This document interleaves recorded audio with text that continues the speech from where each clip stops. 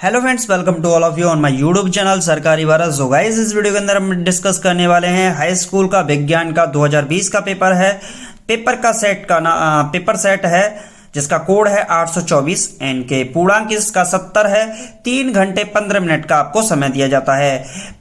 जैसा कि आप सभी को पता है, यूपी बोर्ड में 7 सेट बनते हैं। तो ये जो सेट है, सेट नंबर 2 है। सेट नंबर 1 यानी कि पेपर नंबर जो 1 था वो हमने चैनल पर डाल दिया है, आप उसे जाकर देख सकते हैं। तो चलिए फ्रेंड्स, समय नहीं गवाएंगे और आज अपने विज्ञान के पेपर को, जिसके अंदर फिजिक्स, केमिस्ट्री और बायोलॉजी, भौतिकी, रसायन और जीव विज्ञान के सवाल पूछे जाएंगे।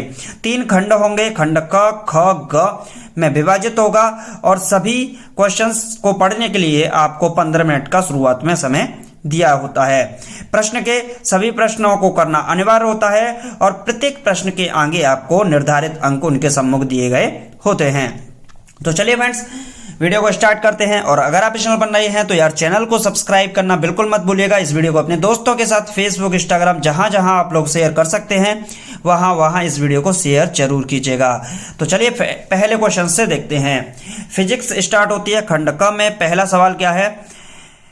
एक अवतल लेंस, मैं इसमें सॉल्यूशन तो नहीं बताने वाला हूं, सिर्फ आपको क्वेश्चन पेपर के बारे में बताने वाला हूं। तो एक अवतल लेंस द्वारा किसी वस्तु का प्रतिबिंब होता है। एक अवतल लेंस द्वारा किसी वस्तु का प्रतिबिंब कैसा बनता है? आभासी उल्टा छोटा, आभासी सीधा बड़ा, आभासी सीधा छोटा, आभासी उल्टा बड़ा। तो कैसा बनता है आपको बताना है। अगर आपको किसी भी क्वेश्चन का आंसर पता है तो कमेंट बॉक्स में जरूर लिखिएगा।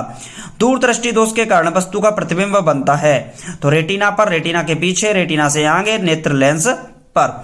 नेक्स्ट क्वेश्चन है फ्रेंड्स, 2 चालक तार जिनके पदार्थ, लंबाई और व्यास समान है, किसी विद्युत परिपथ में पहले श्रेणी क्रम में फिर समांतर क्रम में संयोजित किए जाते हैं। श्रेणी क्रम और समांतर क्रम में संयोजन में उत्पन्न ऊष्मा का अनुपात होगा। तो इसके ऑप्शंस दे रखे हैं 1:2, 4:1, 1:4 और 2:1। नेक्स्ट क्वेश्चन देख लेते हैं फ्रेंड्स। तो नेक्स्ट क्वेश्चन क्या है? क्वेश्चन दिया हुआ है, बिजली के बल्ब का तंतु फिलामेंट बना होता है। नाइक्रोम का, टिन का, स्टील का या टंगस्टन का।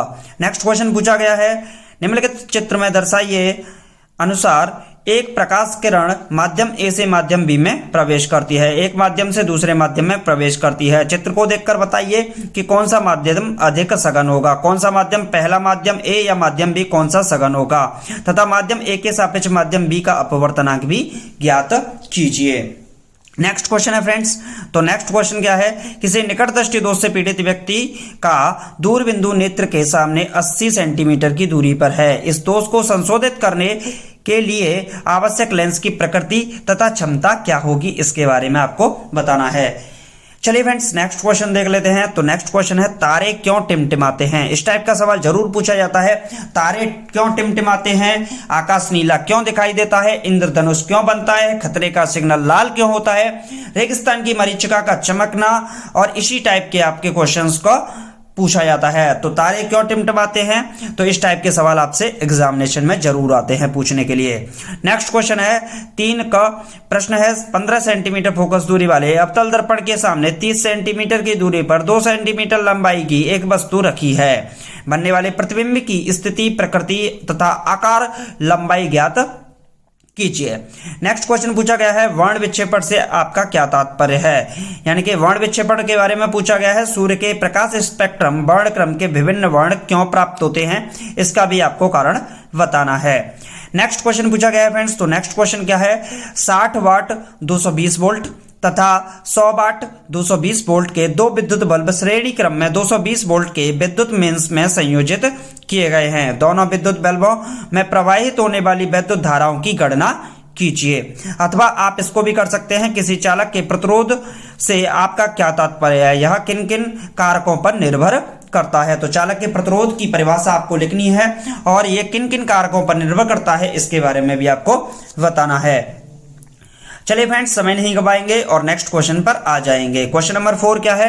विद्युत चुम्बकीय प्रेरण से आपका क्या तात्पर्य है? प्रयोग द्वारा इसे कैसे प्रदर्शित करेंगे? प्रेरित विद्युत धारा की दिशा को निर्धारित करने वाला नियम भी लिखिए। 7 नंबर का पेपर है। अगर आप इस क्वेश्चन को नहीं कर पाते हैं तो आपको अथवा लगाकर दूसरा क्वेश्चन दिया गया है। R1, R2 तथा R3 तीन प्रतिरोधों को पार्श्वक्रम में जोड़ा गया है। संयोजन के तुल्य प्रतिरोध का व्यंजक व्युत्पन्न कीजिए। निम्नलिखित चित्र में बिंदुओं ए तथा सी के बीच तुल्य प्रतिरोध ज्ञात कीजिए। बिंदु ए, बी और सी दे रखे हैं 2 ओम, 3.5 ओम, 2 ओम, 6 ओम और 6 ओम। इस टाइप से ये सवाल दे रखा है। चलिए फ्रेंड्स, नेक्स्ट क्वेश्चन देख लेते हैं। खंड ख, प्रश्न 5 का क, निम्नलिखित में से कौन सा तत्व तनु अम्ल के साथ संयोग करके हाइड्रोजन गैस निकालता है। रसायन विज्ञान स्टार्ट हो चुकी है, केमिस्ट्री के क्वेश्चंस हैं, तो इसके ऑप्शंस हैं क्लोरीन, तांबा, जस्ता, जिंक या सल्फर। नेक्स्ट क्वेश्चन है, निम्नलिखित में से कौन सा तत्व द्वितीय समूह का सदस्य है। तो लिथियम, मैग्नीशियम, बेरिलियम या फिर सिलिकॉन। नेक्स्ट क्वेश्चन है, संतृप्त हाइड्रोकार्बन में नहीं होता है। तो संतृप्त हाइड्रोकार्बन में सैचुरेटेड हाइड्रोकार्बन्स में क्या नहीं होता, एकल आबंध चतुष्फलकीय संरचना, सीसी आबंध कोण 109 डिग्री 28 मिनट, या फिर सी डबल बॉन्ड सी नहीं होता। तो आपको बताना है क्या नहीं होता है। नेक्स्ट क्वेश्चन है फ्रेंड्स, निम्नलिखित में से प्रत्येक के दो उपयोग लिखिए। धावन सोडा और बिरंजक चूर्ण, इनका आपको रासायनिक सूत्र भी लिखना है, इनका रासायनिक नाम भी लिखना है और इनके दो उपयोग भी लिखने हैं। आप जब याद करें तो ऐसे ही याद कर लेना। नेक्स्ट क्वेश्चन है, सैचुरेटेड और अनसैचुरेटेड, संतृप्त और असंतृप्त हाइड्रोकार्बनों को उदाहरण द्वारा समझाइए। नेक्स्ट क्वेश्चन पूछा गया है, अल्कोहल एवं अम्ल के मध्य की अभिक्रिया क्या कहलाती है। इसका समीकरण भी दीजिए, यानी कि अल्कोहल और अम्ल के मध्य की अभिक्रिया क्या कहलाती है, इसका आपको समीकरण भी लिखना है। नेक्स्ट क्वेश्चन है क्वेश्चन नंबर 7, और ये क्वेश्चन नंबर 7 क्या है, केवल रासायनिक समीकरण आपको लिखने हैं। तो प्रश्न फर्स्ट है, इथाइल अल्कोहल सोडियम से अभिक्रिया करता है। सेकंड है, मीथेन क्लोरीन से अभिक्रिया करता है। तीसरा है ख प्रश्न, इसका ख क्वेश्चन है, एसिटिक अम्ल के दो रासायनिक गुणधर्मों के रासायनिक समीकरण लिखिए। तो एसिटिक एसिड के बारे में यहां पर आपसे पूछा गया है। चलिए फ्रेंड्स, नेक्स्ट क्वेश्चन देख लेते हैं और लास्ट क्वेश्चन इस केमिस्ट्री का। तो नेक्स्ट क्वेश्चन क्या है, आधुनिक आवर्त नियम लिखिए। प्रश्न ख है, भर्जन से आप क्या समझते हैं, उदाहरण सहित समझाइए। ग है, खाने के सोडे का निर्माण विधि लिखिए। नेक्स्ट क्वेश्चन है घ, पीएच वैल्यू से आप क्या समझते हैं, पीएच वैल्यू बराबर 8 वाले विलयन की प्रकृति क्या होगी। अथवा आप इसको भी कर सकते हैं, निम्नलिखित पर संक्षिप्त टिप्पणियां लिखिए। प्रतिस्थापन अभिक्रिया, निस्तापन और साबुन तथा अपमार्जक का निर्मलन। प्रश्न संख्या खंड ख है, क्या है, मुकुलन पाया जाता है। तो प्लेनेरिया, बायोलॉजी स्टार्ट हो चुकी है, जीव विज्ञान, तो इसके सवाल आप देख लेते हैं क्या आए हैं। मुकुलन पाया जाता है, ऑप्शन है प्लेनेरिया में, हाइड्रा में, लीसमेनिया में या फिर उपयुक्त सभी में। नेक्स्ट क्वेश्चन है, जीवाश्म ऊर्जा का स्रोत है पवन ऊर्जा, कोयला, सौर ऊर्जा या फिर जल विद्युत ऊर्जा।